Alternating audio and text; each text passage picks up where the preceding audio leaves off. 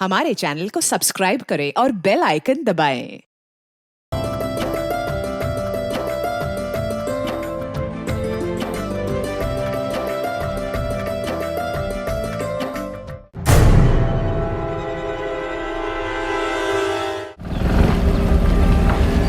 नुसरत आपा, नुसरत आपा, नुसरत आपा। असलम, सारी तमीज तहजीब घर भूल कर आया है क्या? न दुआ न सलाम। सासू में तेरी बहन की। तो आपके शाहिद ने जो हरकत की उसके बाद भी आप क्या करने गई? और ना कभी जाएगी। तू कर क्या रहा है यहाँ? आपा को घर ले जाने आया हूँ। कोशिश करके तो देख। असलम, तुम यहाँ? चले आपा, तेरा शौहर अभी घर नहीं आने वाला है। चल अपना सामान बांध और घर चल मेरे साथ। मैं कह रहा हूँ ना, चल। नुसरत, अंदर जा। आपा। असलम, एक बात कान खोल के सुन ले। ये घर नुसरत का है और वो यहाँ से कहीं नहीं जाएगी। और दोबारा मेरे घर के दरवाजे पे आकर इस तरह चिल्लाया ना तो समझ लेना, ये सरोटा सिर्फ सुपारी नहीं, जबान भी काट सकता है।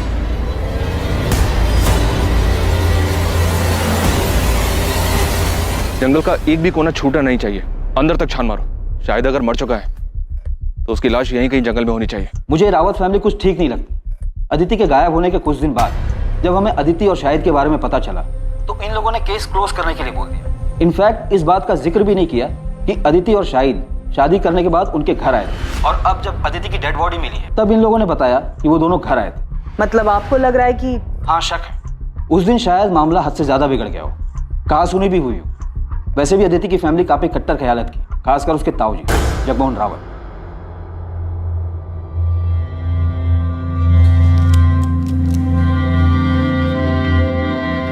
मैं जरा बाहर से होके आता हूँ, कुछ काम है।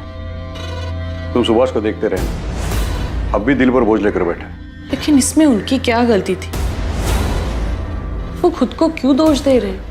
ज्योति, रिश्ते का गला घोटना इतना आसान नहीं है, फिर चाहे तुम्हारी पीठ में कोई छुराई क्यों ना घोंपते। सर, माथुर सर ने शाहिद के रायबरेली वाले घर का एड्रेस भेजा है। उदित, तुम तुरंत रायबरेली के लिए निकलो। और अगर ये सारा काम शाहिद का क्या कराया है और वो रायबरेली में कहीं छुपा हुआ है तो पहले से ही चौकन्ना होगा। और अगर उसे तनिक भी भनक लग गई तुम्हारे रायबरेली जाने के बारे में तो वहां से निकल सकता है और हम ये चांस बिल्कुल नहीं ले सकते। सो बी केयरफुल। मैं लोकल पुलिस से बात करता हूं।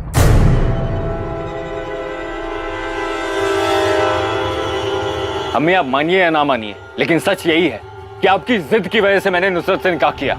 हमारे बीच में प्यार जैसा कुछ था ही नहीं, तो ऐसे निकाह का क्या फायदा जहां दो इंसान खुशी ना हो। बस, नुसरत के खिलाफ मैं कुछ नहीं सुनूंगी। अम्मी, मैं चुप कर। बेहया कहीं की, कैसी बेशर्म लड़की है। अरे शादी का इतना ही शौक था तो जाके अपने माँ बाप से बोलती ना। जवान है, सुंदर है, और कौन सी तेरी उम्र निकली जा रही है जो तूने मेरे शादीशुदा बेटे को फंसा लिया? अम्मी, ये लड़की अपने घर के ऐशो आराम को छोड़कर मेरे साथ आई क्योंकि मुझसे सच्चा प्यार करती है ये, और मेरे लिए बहुत मायने रखता है। और शाहिद, मैं आपके लिए कोई मायने नहीं रखती।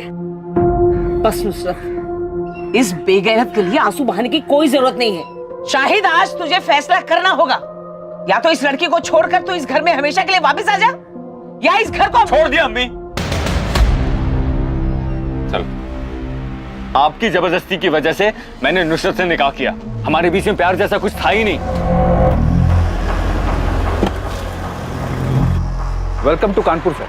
प्रोफेसर विनीत को हमने उठा लिया है। वो यहाँ फिलहाल लॉकअप में बंद है, लेकिन इज्जत और नौकरी जाने के बाद भी इसकी सनक बरकरार है। चलो देखते हैं शेक्सपियर के अलावा और कौन सा ड्रामा रचने की फ्राक में। एक कप और मिलेगी? लंच भी मिलेगा, लेकिन उससे पहले तुम्हें हमारे सवालों के जवाब देने होंगे। वैसे आप कौन हैं? Inspector Abhijeet Sharma, Noida police.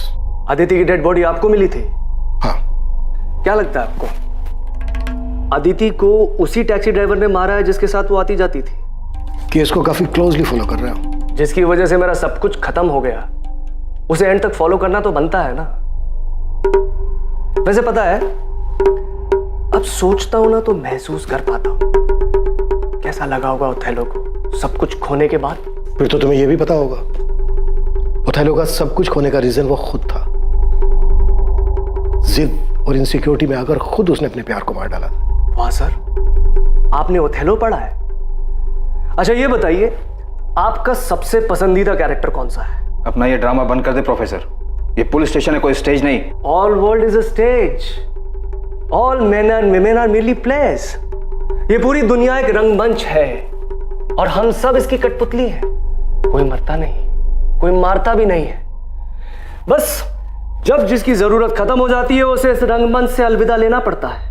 अदिति शाहिद से प्यार करती थी, भाग गई थी उसके साथ। ये जानने के बाद अपनी जिंदगी में तुम्हें उसकी जरूरत तो रही नहीं होगी, तो क्या तुमने उन दोनों की जिंदगी को रंगमंच से अलविदा कर दिया?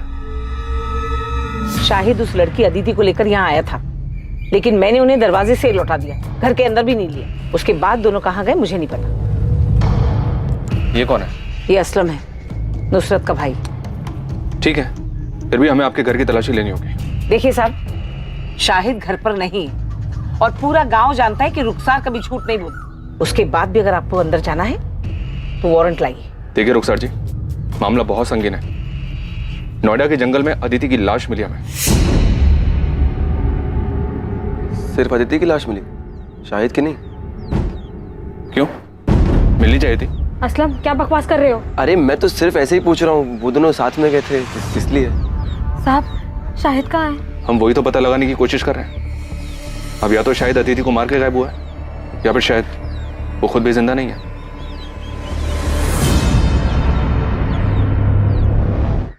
अदिति की शादी की बात सुनकर धमकी दी थी तुमने उसे कि वो सिर्फ तुम्हारी है, लेकिन फिर जब तुम्हें पता चला कि अदिति पहले से ही एक मामूली से टैक्सी ड्राइवर शाहिद से शादी कर चुकी है, तो बहुत गुस्सा आया होगा तुम्हें, बहुत चोट पहुंची होगी, क्योंकि एक मामूली सा टैक्सी ड्राइवर तुम्हारी जगह जो ले चुका था।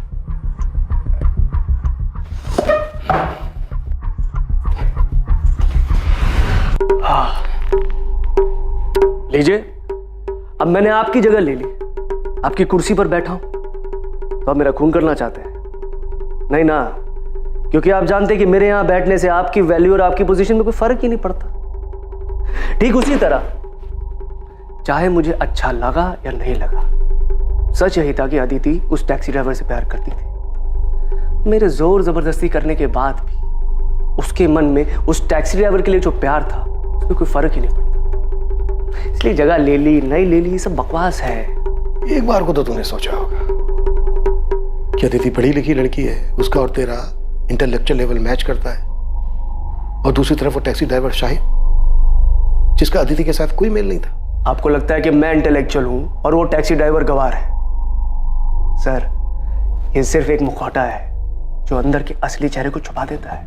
बात को गोल गोल घुमाने से मुद्दा नहीं बदल जाता प्रोफेसर। जो बात है सच सच बता दे, वरना इसी लॉकअप के अंदर एक एक करके तेरे चेहरे से सारे मुखौटे उतार देंगे हम। मुखौटा पहले उनका उतारिए जो खानदानी और इज्जतदार होने का दावा करते हैं, और फिर उसी शान की आड़ में अपनों की ही बलि चढ़ा देते हैं। अदिति का मर्डर उसकी फैमिली का हाथ है? नहीं, मैंने ऐसा तो नहीं कहा, लेकिन लगता है आपके मन में उनके लिए शक है, तभी सबसे पहले उनका ख्याल आया। वैसे आपको उस टैक्सी ड्राइवर की फैमिली पर भी शक होगा। जरा सोचिए ना सर, अगर मोहब्बत की दुश्मनी फैमिलीज ना होती तो ये दुख भरी प्रेम कहानियां अमर कैसे हो पाती?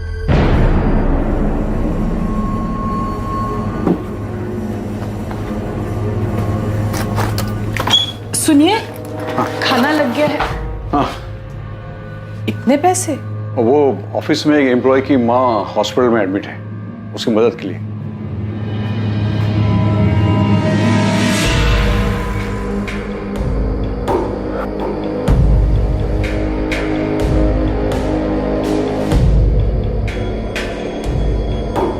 नुसरत, भूल जाओ उसे। ये मान ले कि मेरा बेटा कभी तेरे लायक था ही नहीं।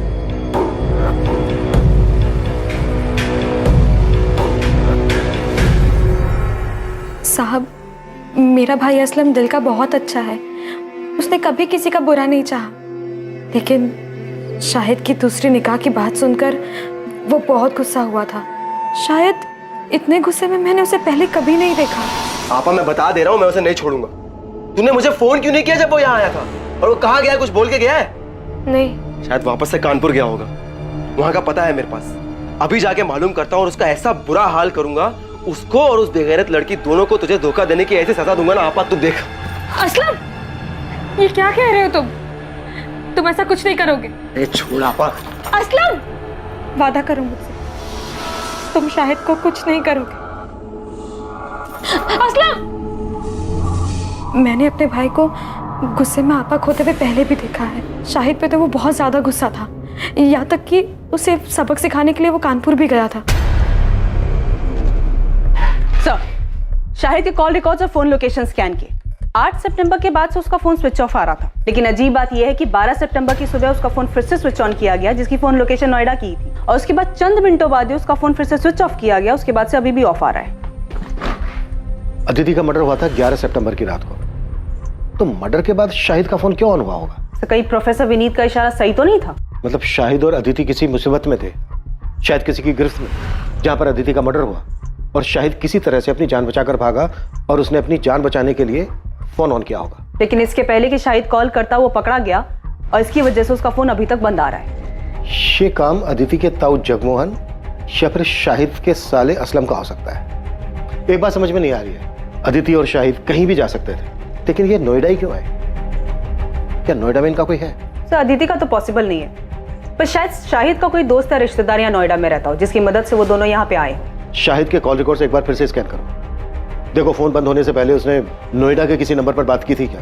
शाहिद का फोन ऑफ होने से पहले उसकी उस पूरे हफ्ते सिर्फ 5 नंबर पे बात हुई है, इन 5 नंबर पर। शायद इनमें से कोई नोएडा में रहता हो। अच्छा, शाहिद की लास्ट बात 443790 पर हुई है। मैंने इस नंबर के कॉल रिकॉर्ड्स मंगवाए हैं। इस नंबर पर डायरेक्ट बात करो, शायद इसको पता हो कि शाहिद और अदिति के साथ क्या हुआ था। हेलो, आप कौन? मैं असिस्टेंट सब इंस्पेक्टर सुधा अवस्थी बोल रही हूँ। जी मैडम, मैं मनोज गोयल बोल रहा हूँ। क्या आप नोएडा में रहते हैं? जी हाँ मैडम, मैं नोएडा में ही रहता हूँ। शाहिद बेग को जानते हो? जी हाँ मैडम, मैं जानता हूँ शाहिद बेग। शाहिद बेग गायब है। उसके फोन से जो 8 सितंबर को लास्ट कॉल किया गया था वो आपके नंबर पे किया गया था। मयूरी बाग पुलिस स्टेशन आ जाइए, आपसे बात करें। अरे साहब, आप लोग ये क्या कह रहे हैं? मैंने कुछ नहीं किया है। असलम, छूट नहीं हमसे, समझा?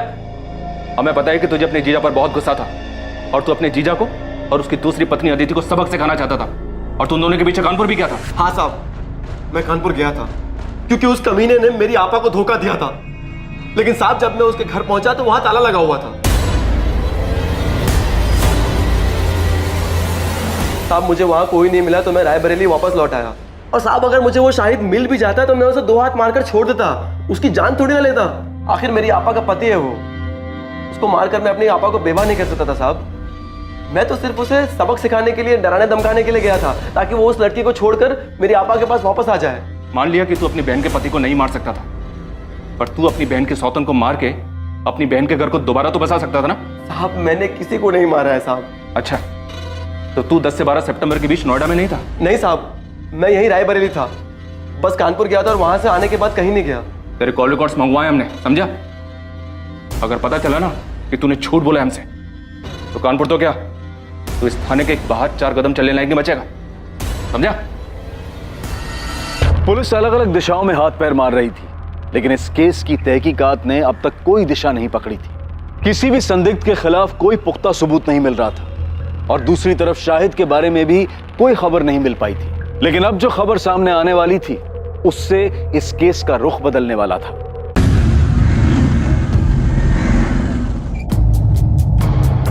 सर, मैं भी रायबरेली से ही हूँ। नोएडा में पिछले 8 सालों से रह रहा हूँ। शाहिद मेरे बचपन का दोस्त है। क्या तुम ये भी जानते हो कि शाहिद एक लड़की के साथ भाग कर यहाँ नोएडा आया था? जी सर, जानता था, और ये भी जानता हूँ कि उस लड़की का नाम अदिति है।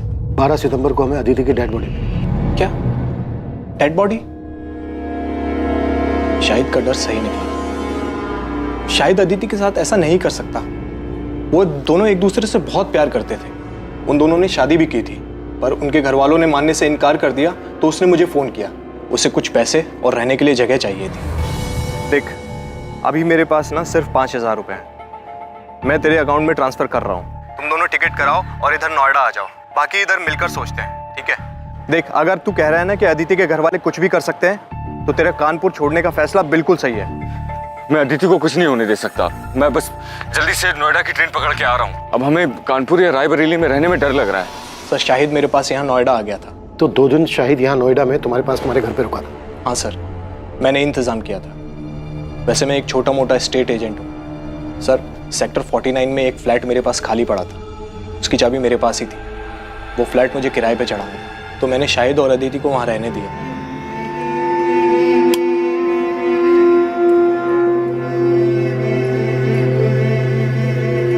भाई, घर ज़्यादा बड़ा तो नहीं है, लेकिन तुम लोग अपनी गृहस्थी बसा सकते।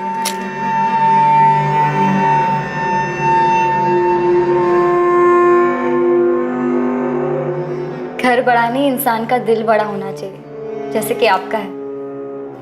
Thank you so much Manoj भैया। ये बात शायद 8 सितंबर की होगी। वो दोनों बहुत खुश थे।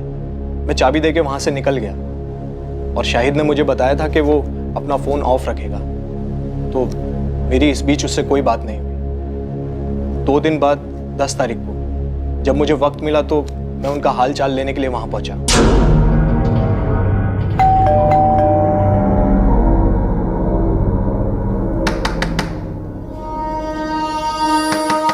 जब काफी देर तक दरवाजा पीटने के बाद भी उन्होंने कोई जवाब नहीं दिया तो मुझे थोड़ा अजीब लगा। मेरे पास फ्लैट की डुप्लीकेट चाबी थी जिससे मैंने फाइनली दरवाजा खोला।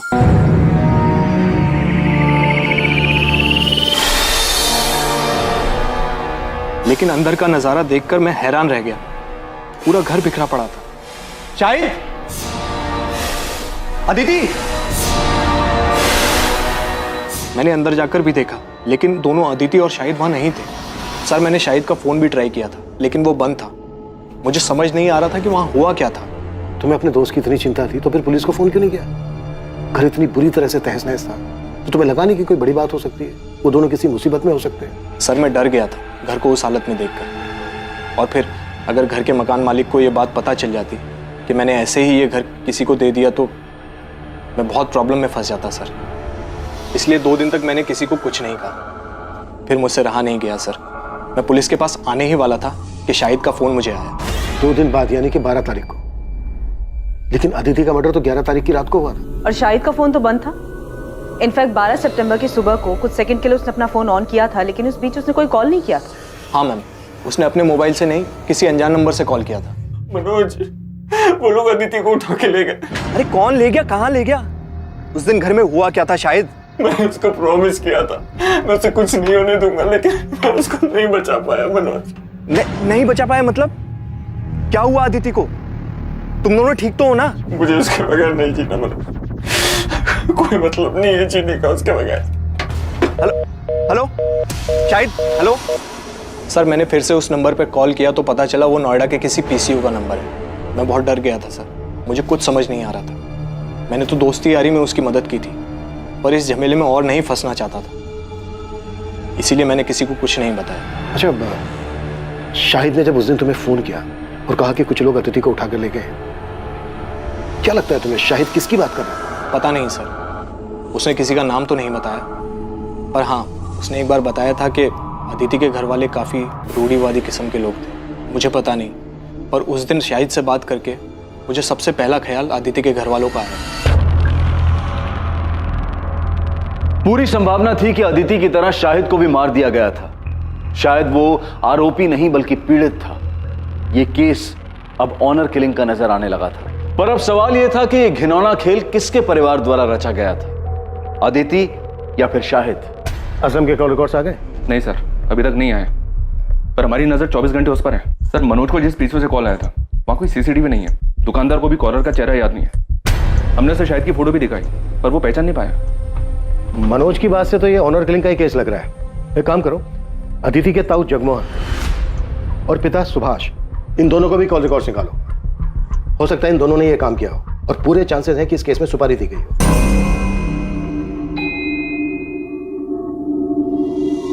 कहीं जा रही हो? हाँ, वो थोड़ा बाजार जा रही थी, सामान लाना था। अरे तो ड्राइवर को बोल देती, वो लेके आता। अरे नहीं, यही पास के बाजार ही जा रही हूँ, पैदल चली जाऊंगी, इसी बहाने थोड़ा चलना हो जाएगा। चलती हूँ।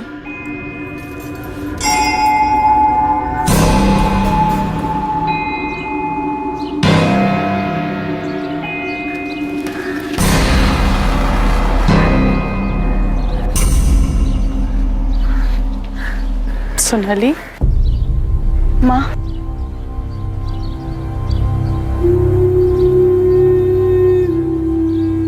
सोनाली, तुझे ये जगह याद है? तुझे और अदिति को ये जगह बहुत पसंद थी। तू तो दूसरे बच्चों के साथ खेलती थी, लेकिन अदिति चुपचाप एक जगह बैठकर किताब पढ़ा करती थी। मैंने जो किया उसके लिए अब तक नाराज हो आप मुझसे, या आप पापा से डरती हैं कि उन्हें पता चल गया तो बवाल मचा देंगे? सोनाली, ये सब इतना आसान नहीं है। हम जिस समाज में रहते हैं बस ना, इसी समाज की वजह से आज तुम्हारी दोनों बेटियां तुमसे अलग हैं। और पापा की इस रूढ़िवादी सोच की वजह से ना आज अपनी एक बेटी को हमेशा हमेशा के लिए खो चुकी हैं आप। घर में अगर कम से कम आपने अदिति को समझने की कोशिश की होती ना तो इस तरह घर से भागी नहीं होती। शायद उसके अकेलेपन का सहारा इसीलिए बन पाया क्योंकि हम लोग, उसका परिवार उसको समझ ही नहीं पाए। और इन्हीं सभी बंदिशों की वजह से उसने ये बगावत की थी। लेकिन इस बगावत का क्या फायदा? आखिर सजा तो उसे ही भुगतनी पड़ी ना। इसका मतलब अदिति की मौत उसकी बगावत की सजा थी। माँ मुझे सच सच बताओ, क्या अदिति को मरवाने में पापा का हाथ था? मुझे नहीं पता सोनाली, और सच पूछो तो मैं जानना भी नहीं चाहती। इसका क्या मतलब है माँ? आप कुछ जानती हैं? अदिति की मौत के बारे में आप कुछ जानती हैं?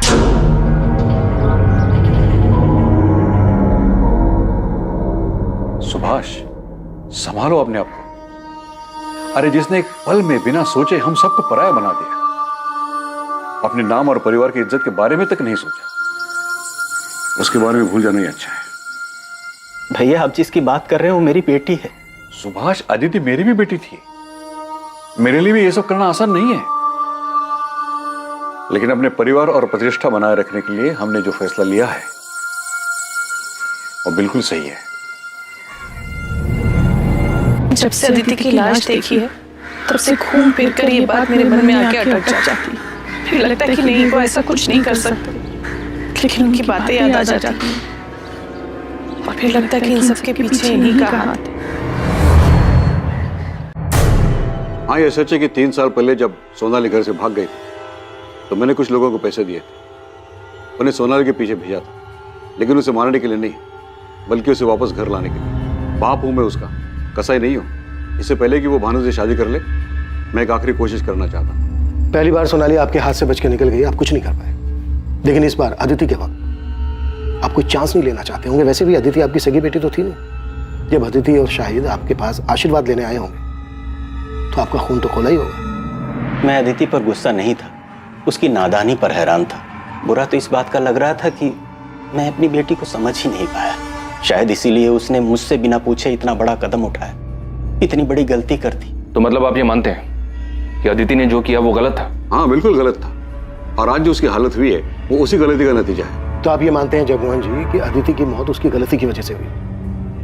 तो जाहिर सी बात है इस बात पर आपको खुशी हुई होगी। ये कैसा बेहुदा सवाल है इंस्पेक्टर? अदिति मेरी भी बच्ची थी, मुझे जिंदगी भर उसे खोने का दुख रहेगा। और पछतावा? हाँ, वो भी है कि मैं अपनी बेटी को समझ नहीं पाया। बाप होने के बावजूद अपनी बेटी को बचा नहीं सका। भैया का तो नहीं जानता, पर मैं अपनी बेटी को कभी कोई नुकसान नहीं पहुंचाऊंगा। हर मुजरिम शुरुआत में अक्सर यही राग अलापता है जगमोहन जी। ठीक है, इसके आगे मैं कुछ नहीं बोलूंगा। आप जो सोच रहे हैं उसे साबित करके देखिए।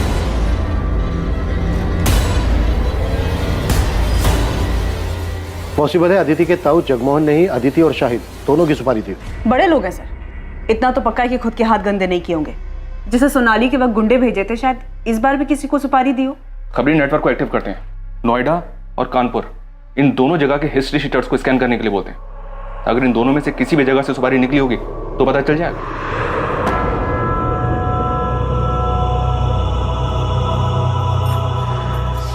नुसरत, बेटा मैं समझती हूँ जो कुछ भी हुआ उसके बावजूद शाहिद तुम्हारा शौहर है, तुम्हें उसकी याद तो आती होगी। लेकिन जो गलती शाहिद ने की ना, वो माफी के लायक नहीं थी। मैंने वही किया जो मुझे सही लगा। यही तो मुश्किल है ना अम्मी, आप सब ने वही किया जो आप सबको सही लगा। आपको सही लगा तो आपने शाहिद की मर्जी के बगैर उनका निकाह हमसे करवा दिया। शाहिद को सही लगा तो उन्होंने मुझे बिना बताए अपना जीवन साथी चुन लिया। आपको सही लगा तो आपने उनको घर से निकाल दिया। असलम को सही लगा तो उन्होंने, इन सब में मैंने तो अपना सब कुछ खो दिया ना। ना आज मेरे पास शौहर है, ना आज मेरे पास औलाद है। अरे मुझे तो ये तक भी नहीं पता कि शायद जिंदा है या नहीं। अम्मी, अगर आज तक आप सब कुछ सही करती आई तो मेरे साथ गलत कैसे हो गया? कुछ समझ में नहीं आ रहा है। इतने सारे सस्पेक्ट्स हैं पर किसी के खिलाफ भी कोई पुख्ता सबूत नहीं मिल रहा है। सर, अदिति के ताऊ जगमोहन रावत, पिता सुभाष रावत और प्रोफेसर विनीत अग्रवाल, इन सबके कॉल रिकॉर्ड स्कैन किए, सब क्लियर है सर। पर ये असलम के कॉल रिकॉर्ड में से गड़बड़ दिखाई दे रहा है। 10 और 11 सितंबर को इसका फोन स्विच ऑफ था।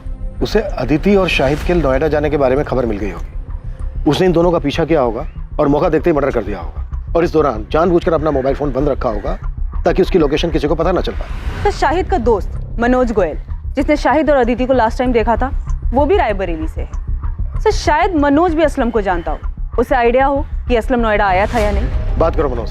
और मैं असलम को उठाता हूँ सर। पता नहीं क्यों मुझे ऐसा लग रहा है कि हम कोई लिंक मिस कर रहे हैं। कुछ तो है जो सही नहीं बैठ रहा है। कि अदिति का कातिल खेल खेल रहा है हमारे साथ। है हिम्मत मुझ में पर उम्मीद थोड़ी कम, कर दे दो तुम साथ तो साथ उड़ जाएं हम। Very nice, it's actually very nice.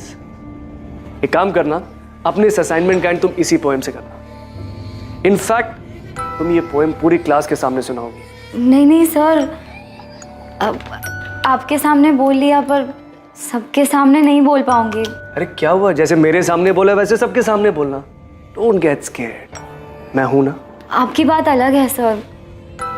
आप शायद ऐसे इकलौते इंसान हैं जिसके सामने मैं ऐसे पोयम सुना पाई, क्योंकि मैं आपके साथ बहुत कंफर्टेबल फील करती हूँ। झूठ झूठ बोला था तुमने।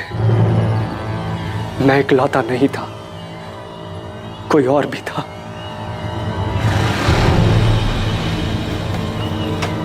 आ गया? जमानत मिली या जेल की दीवार फांद के आया है? ताना मारने की जरूरत नहीं है, पता है मुझे। पुलिस को आप ही ने चुगली की होगी। आपको लगता है अदिति और शाहिद को मैंने मारा? मुझे किसी को चुगली करने की जरूरत नहीं बच्चे, लेकिन हाँ, अगर मुझे पता चला कि तूने मेरे शाहिद के साथ कुछ किया है तो मैं पुलिस के पास जरूर जाऊंगी, लेकिन तुझे मारने के बाद। हाँ मैडम, शाहिद के साले का नाम असलम है, पर मुझे ये नहीं पता कि असलम शाहिद से गुस्सा था या नहीं। मैं उससे कभी नहीं मिला। और कुछ पता असलम के बारे में कि 10 और 11 तारीख को वो नोएडा में था या नहीं था? पता नहीं मैडम, पर असलम ने कुछ किया क्या? शाहिद के बारे में कुछ पता चला कि वो कहाँ है? मैम, वो मिल तो जाएगा ना? मैम, कभी कभी लगता है कि अदिति की तरह कहीं वो भी। मनोज, अभी इस बारे में कुछ पता नहीं चल पाया है, लेकिन अगर तुम्हें कुछ पता चलता है या कुछ याद आता है तो हमें फौरन बताना। जी मैडम। ये क्या तमाशा लगा रखा है आप लोगों ने? जब देखो उठा ले आते हैं। सब समझता हूं मैं, आप लोग को कोई मिल नहीं रहा है इसलिए बार बार मुझे बलि का बकरा बना रहे हैं। गरीब आदमी इसलिए मेरा फायदा देख असलम, ये नौटंकी ना नेताओं के लिए छोड़ते। इस बार पुलिस का डंडा चालू हुआ ना तो फिर रुकना मुश्किल है, सोच ले। कॉल रिकॉर्ड्स के हिसाब से 10 और 11 सितंबर को तेरा फोन बंद था। फोन क्यों बंद था तेरा? कहाँ था 2 दिन? यहाँ नोएडा शाहिद के पीछे आया था ना तू? अरे नहीं नहीं सर, दोनों दिन मैं अपने घर पर ही था। मेरा फोन खराब हो गया था इसलिए बंद था, और मैं बीमार था इसलिए फोन ठीक करवाने बाहर नहीं जा पाया। इन 2 दिन में तेरे साथ था कोई जो तेरी इस बात को कंफर्म कर सके? ये इत्तेफाक नहीं हो सकता असलम कि जिस रात अदिति का मर्डर हुआ उस रात तेरा फोन भी खराब था। बल्कि सच ये है कि फोन तूने जानबूझ के बंद रखा था ताकि ये पता ना चल सके कि तू इधर नोएडा में था। बच गया तू असलम। बेहतर तेरे लिए यही है जो भी सच है वो गलत है, नहीं तो ऐसा बीमार करेंगे कि जिंदगी में कभी ठीक नहीं हो पाएगा। सोच ले। असलम को बुरी तरह से तोड़ा, लेकिन अभी वो वही रट लगाया हुआ है कि 10 और 11 सितंबर को रायबरेली में ही था। इस बात के कोई सबूत नहीं है और ना ही उसकी बहन को इसके बारे में कुछ पता है ठीक से। सर, अदिति के मर्डर में असलम के हाथ होने के पूरे चांसेस हैं, लेकिन असलम के खिलाफ अभी सारे सबूत सर्कमस्टेंशियल है। उसे बुक करने के लिए हमारे पास कुछ सॉलिड होना चाहिए। साहब, मैं देता हूँ ना सॉलिड खबर। कल शाम को मैं नोएडा हाईवे के ढाबे पे बैठा हुआ था। उस वक्त वो अपना हिस्ट्री सीटर है ना मोंटी, वो भी वहाँ पर आया हुआ था। अब क्या बताऊँ दोस्त, आजकल लोगों को जुर्म की कदर ही नहीं है। साला पूरे नोएडा में रेड गिर गया, इसलिए ना मैंने अब बाहर का काम उठाना शुरू कर दिया। अभी कानपुर का काम उठाया था। बड़ा काम था क्या मोंटी भाई? अबे जबरदस्त काम था, एकदम जासूस टाइप का। पेमेंट सुनेगा ना तो साला दबके ही मर जाएगा। एक हिंदू मुस्लिम जोड़े को ढूंढने का काम था, सालों ने भाग के शादी की थी। तो काम हो गया था? अबे मोंटी शैम्पू कोई काम ले और वो होना, ऐसा होएगा कभी? उठा लो मोंटी को। अब ये मोंटी बताएगा कि इसने कैसे किया और किसके कहने पर किया। चल बोल, वो हिंदू मुस्लिम जोड़ा कौन है और उनका पता लगाने के लिए तुझे किसने भेजा था? बोल। अबे बोल। बाल नहीं साहब, सब बाल छोड़ दो साहब प्लीज बाल छोड़ दो। आजकल फैशन में है ना, बिना बाल वाले हीरो की फिल्में ज्यादा हिट हो रही है। चल बेटा, तुझे डायरेक्ट हीरो बनाते हैं। यादव, जरा कैंची तो लेकर। सब बाल नहीं साहब, सब बताता हूँ सब लड़की का नाम अदिति रावत और लड़के का नाम शाहिद बेग था। उनको ढूंढने का काम मिला था साहब। मैंने यूपी, दिल्ली, नोएडा हर जगह अपने लड़के घुमाए, लेकिन साहब उनका कुछ नहीं पता चल पाया साहब। अबे ओए, नौटंकी बंद कर, समझा? अभी सच सच बोल, शाहिद की लाश कहाँ है और उनके लिए सुपारी किसने दी? जगमोहन रावत ने या असलम ने?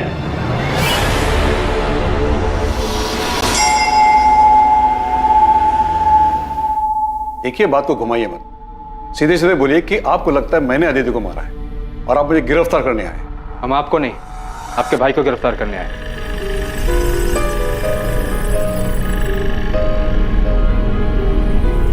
सुभाष को क्या किया इसने? वो तो यही बेहतर बता पाएंगे। मोंटी को नोएडा पुलिस ने गिरफ्तार कर लिया है, उसने तुम्हारा नाम लिया है। साहब 10 सितंबर को सुभाष रावत ने मुझे फोन किया था साहब। डन साहब, काम हो जाएगा, दोनों को ढूंढ लूंगा मैं। मेरे आदमी हर जगह काम होती, मैं आपको बता दूंगा। उसके आगे क्या करना है साहब, आप ये बताइए मुझे। उसके बाद क्या करना है मिलने के बाद बताऊंगा। उनके मिलते ही मुझे फोन करना, तुरंत। आपको देखकर ऐसा लगा नहीं कि आप इतने पहुंचे हुए निकलेंगे। एक हिस्ट्री शीटर से कांटेक्ट करके आपने उसे सुपारी भी दे दी। मैंने मोंटी को सुपारी अदिति को बचाने के लिए दी थी, उसे मारने के लिए नहीं। भैया बहुत गुस्से में थे और मुझे डर था कि कहीं वो उस गुस्से में अदिति को कोई नुकसान न पहुंचा दे। बेवकूफ समझ रहे हैं आपने। देखिए, जो अभी सच है बता दीजिए।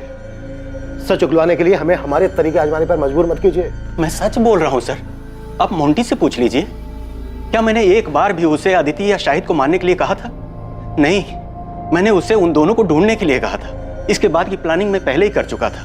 मैं उन्हें सबसे छुपाकर चेन्नई भेजने वाला था, अपने दोस्त वेंकटेश मूर्ति के पास। वो मेरा कॉलेज का फ्रेंड है और मैं उसे अच्छी तरह से जानता हूं, मुझे उस पर भरोसा था, इसलिए मैंने सारी बातें उसे पहले ही बता दी थी। लेकिन इससे पहले कि मोंटी अदिति का पता लगा पाता, हमें अदिति की लाश मिलने के बारे में पता चला। अगर आपको फिर भी यकीन नहीं है तो आप वेंकटेश से पूछ लीजिए, उसका नंबर है मेरे पास। अदिति का मर्डर 11 तारीख को और 12 तारीख को शाहिद ने अपने दोस्त को फोन किया था कि कुछ लोग अदिति को उठाकर ले गए। मनोज, वो लोग अदिति को उठा के ले गए। आपको क्या लगता है शाहिद का दोस्त आपके भाई जगमोहन की बात कर रहा था? मुझे अंदाजा ही नहीं था कि मेरा अपना भाई मेरे बारे में इतनी घटिया सोच रखता है। ज्योति, तुम्हें भी ऐसा ही लगता है? ओह, तो आज मेरे समझ में आया कि मेरा परिवार मेरे बारे में क्या जानता है, क्या समझता है। क्योंकि आपने कभी किसी को समझने का मौका ही नहीं दिया ना। सुभाष, मैंने हर फैसले में तू मेरे साथ खड़ा था। मैंने कभी कोई फैसला अकेले में नहीं लिया है। हम लोग भाई है सुभाष, हमारी परवरिश, हमारी सोच एक सी है। अदिति के देर से घर आने से लेकर उसके जीन्स पहनने, लड़कों के साथ बात करने, पढ़ाई के लिए बाहर जाने तक तुझे भी हर बात खटेती थी जितनी कि मुझे। और अगर ऐसा नहीं था तो तूने मुझे टोका क्यों नहीं? क्योंकि तू भी वही चाहता था। फर्क सिर्फ इतना है कि तूने हर बार बंदूक मेरे कंधे पर रखकर चलाई। अदिति और शाहिद की शादी से तुझे भी उतना ही बुरा लगा था जितना कि मुझे। क्या पता तूने मोंटी को उन्हें बचाने के लिए भेजा था या मारने के लिए। आप कह रहे हो कि मैं खुद अपनी बेटी को मरवाऊंगा? अच्छा, अपनी बेटी? आज जब तेरी अपनी बेटी की बात आई तो तूने बिना सोचे समझे मुझ पर उंगली उठा दी। सुभाष, एक ही सिक्के के दो पहलू है हम। फर्क सिर्फ इतना है कि हमारे चेहरे अलग अलग हैं।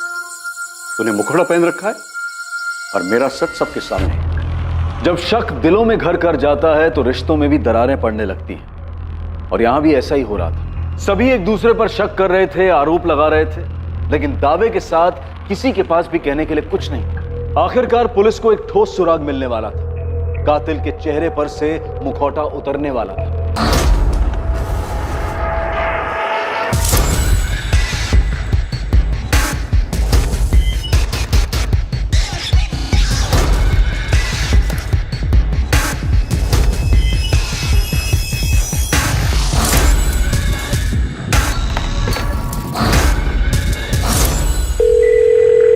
हेलो, एक टेम्पो का नंबर भेज रही हूँ, उसके ओनर की डिटेल चाहिए मुझे तुरंत।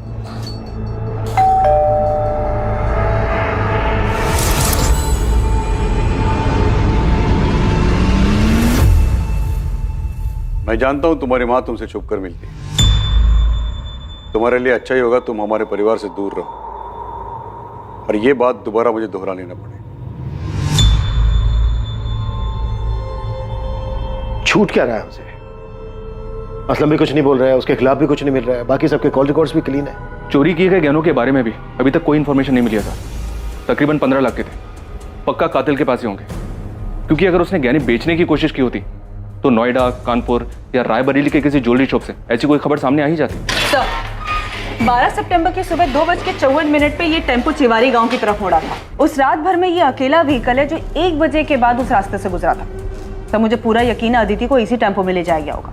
और सर, सबसे बड़ी बात, इस टेम्पो के ड्राइवर ने बताया कि उसके मालिक ने अचानक से उस रात फोन करके ये टेम्पो मंगवाया था। इसका मालिक का नाम?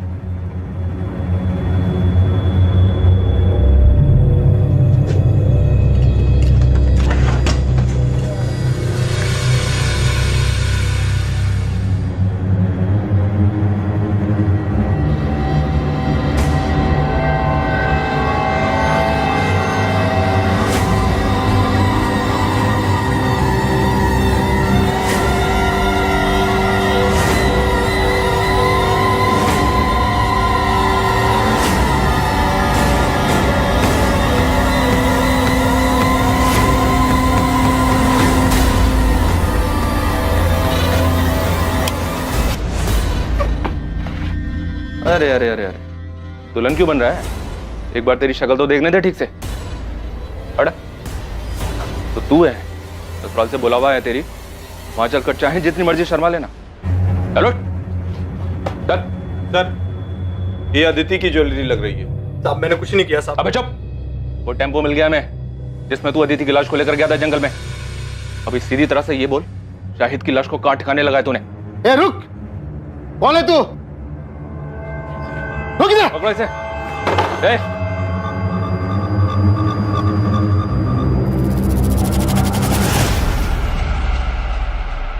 शाहिद बेग। ये जब से आया तब से इसने मुझे एक बार भी गहने छूने तक नहीं दिए। आज जब ये खाना लेने बाहर गया तो मैंने सोचा 2-4 गहने निकाल लेता हूं। मेरे साथ गद्दारी कर रहा था, इतना गिरा हुआ इंसान है। बंद करिए नौटंकी। और ये कैसी प्रेम कहानी है जिसमें लैला मर गई और मजनू अभी तक जिंदा है और उसके गहने दबाकर बैठा है? ऐसा मत कहिए सर, सच्चा प्यार कर रहे थे हम दोनों, निकाह भी किया था हमने, सबकी सहमति से नया घर बसाना चाहते थे, लेकिन ऐसा हुआ नहीं। तो तुम अदिति को लेकर यहाँ नोएडा मनोज के घर ले आए, और सर हम इसके दिए हुए घर में खुश थे।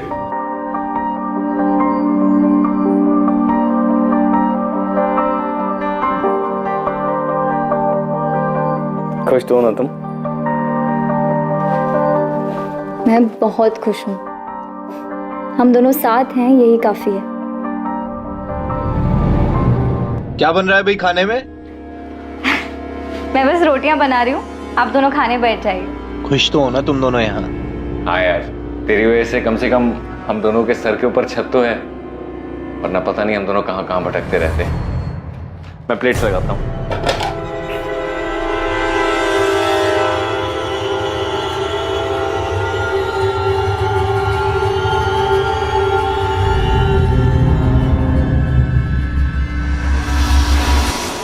शाहिद ने मुझे कई महीने पहले अदिति की फोटो भेजी थी। मुझे वो तभी से अच्छी लगने लगी थी, और जब मैंने अदिति को सामने से देखा तो मेरा दिमाग घूम गया। मुझे हर जगह हर वक्त वही दिखाई देती थी। बस एक बार उसे पूरी तरह से पाना चाहता था। उसे सामने से देखकर बहुत बेचैन हो गया था मैं।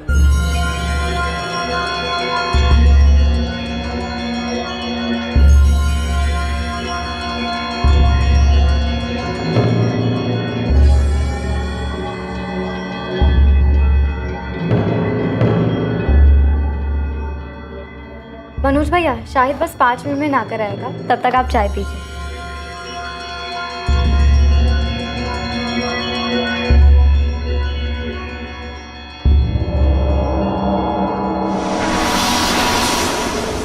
अब इस कमीने के मन में क्या चल रहा था मुझे जरा भी अंदाजा नहीं था। फिर आगे? मैं अदिति से अकेले में मिलना चाहता था, उसे एक बार छूना चाहता था। इसीलिए मैंने एक नौकरी के इंटरव्यू के बहाने इसे घर से दूर भेज दिया और खुद अदिति के पास चला गया।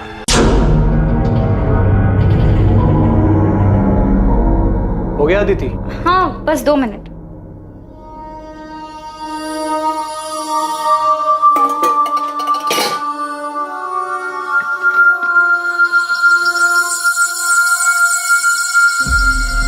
भैया आप वहाँ जाकर बैठिए ना, मैं चाय लाती हूँ। भैया क्यों बोल रही हो यार? नहीं, मैं तुम्हारा भैया हूँ ना तुम मेरी भाभी। रात तो शाहिद भी नहीं है। ये क्या कर रहे हैं आप? वही जो शाहिद करता है। दूर रहिए, पागल तो नहीं हो गए? देखिए आप मुझसे दूर रहिए वरना ठीक नहीं होगा।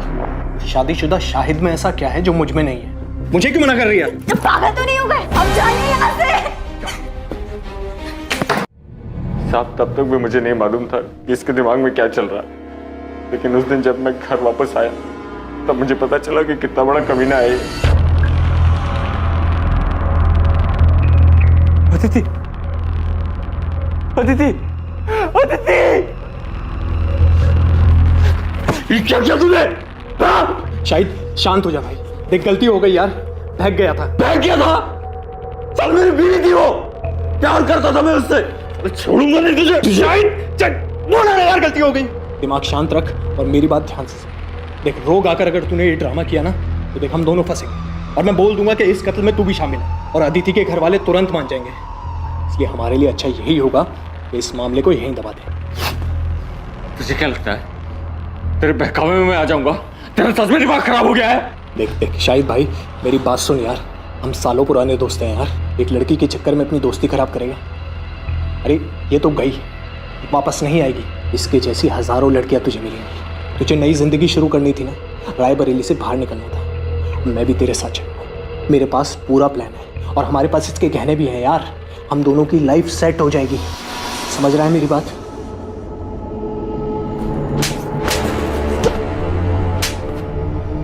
जिस लड़की ने तेरे लिए अपना घर छोड़ा, परिवार छोड़ा, ऐशो आराम छोड़ा, कुछ नहीं देखा तेरे सामने, उस लड़की की मौत से तू 5 मिनट में उबर गया।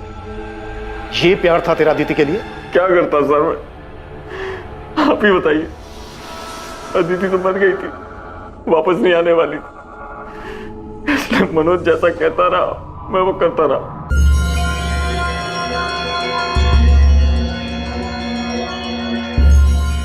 शायद देख, इस काम को हमें बहुत संभाल कर और आराम से करना होगा, समझा? इसकी लाश को ना इसमें डालकर ले जाएंगे, लेकिन अभी नहीं, देर रात को। मैं टेम्पो का जुगाड़ करता हूँ। मेरी दुकान में एक आदमी काम करता है जिसके पास पुराना टेम्पो है। अदिति की लाश को ठिकाने लगाने के बाद तू अपना फ़ोन ऑफ कर देना, और फिर 2 दिन बाद अपना फ़ोन ऑन करना, सिर्फ कुछ सेकंड के लिए।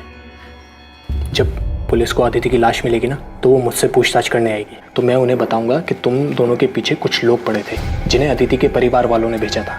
अदिति को उन्होंने मार दिया और तू अपनी जान बचाकर भागा। फिर तूने अपना फ़ोन ऑफ कर दिया, तुमने फ़ोन ऑन किया, फिर तुम भी पकड़े गए और तुम्हारा फ़ोन फिर तुरंत बंद हो गया। इसमें पुलिस को यही लगेगा कि या तो तूने खुदकुशी की है या तेरे परिवार वालों ने तुझे मारा है। और जब तक ये मामला शांत नहीं हो जाता, मेरे पास एक और ठिकाना है, तू वहाँ छुप जा, और सबसे पहले तेरा हुलिया बदलना पड़ेगा ताकि कोई तुझे पहचाने ना। कुछ गड़बड़ हो गई तो? मुझ पे भरोसा रख, ये मामला शांत हो जाने के बाद तेरे पास जो अदिति के गहने हैं ना, हम उसे बेच देंगे, बहुत पैसे मिलेंगे यार, अपनी लाइफ सेट हो जाएगी। चल लाश को बोरी में डालते हैं और रात को 1 बजे निकलेंगे, समझा?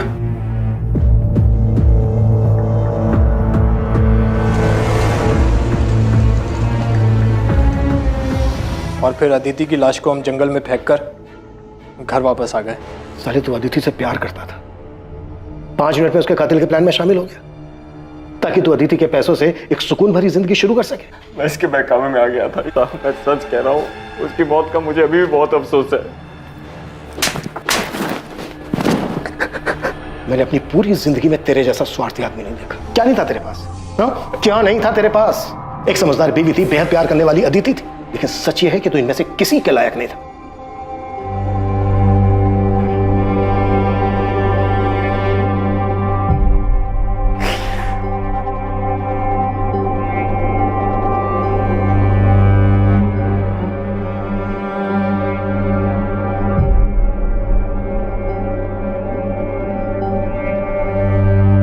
है तमन्ना उड़ जाऊं नीले गगन में, पर कैसे उड़ूं, बंदिशें हैं इन परों में। है कांटों की दीवार रोके मुझे, ये प्रतिष्ठा की परछाई टोके मुझे। है अरमा छू लूं सितारों को, तोड़ दूं इन बंदिशों इन दीवारों को। है हिम्मत मुझ में पर उम्मीद थोड़ी कम है, कर दे दो तुम साथ तो साथ उड़ जाएं हम। झूठ का पर्दाफाश अक्सर इंसानी मंसूबों का भद्दा चेहरा सामने ले आता है। मुखौटा उतरते ही सच्चाई अपने आप सामने आ जाती है और इंसान की स्वार्थी, घिनौनी और लालची मंशाओं पर रोशनी पड़ जाती है। लेकिन इससे ज्यादा खौफनाक हकीकत इंसान के अंदर छुपा हुआ अंधकार है, जिससे वो खुद भी वाकिफ नहीं होता और जिसका आभास उसे जिंदगी की मुसीबतों के साथ जूझते हुए ही होता है। शायद भी अपने भीतर छुपे अपने इस खतरनाक रूप को शायद नहीं पहचानता था। उसने स्वार्थी होकर सिर्फ अपने बारे में सोचा, लेकिन मुसीबत के वक्त उसकी स्वार्थी फितरत की वजह से उसका मुखौटा उतर गया और उसके पीछे छुपा असल, घिनौना और भयानक चेहरा सामने आ गया। अब मैं अनूप सोनी आपसे विदा लेता हूं, फिर मुलाकात होगी एक और नए केस के साथ। देखते रहें क्राइम पेट्रोल सतर्क, सोमवार से शुक्रवार रात 10:30 बजे। और याद रखें, क्राइम और आपके बीच में सिर्फ इतना फर्क है कि आप कितने सतर्क हैं। सतर्क रहें, सुरक्षित रहें। जय। For more updates, subscribe to our channel, click the show links and enjoy watching the videos.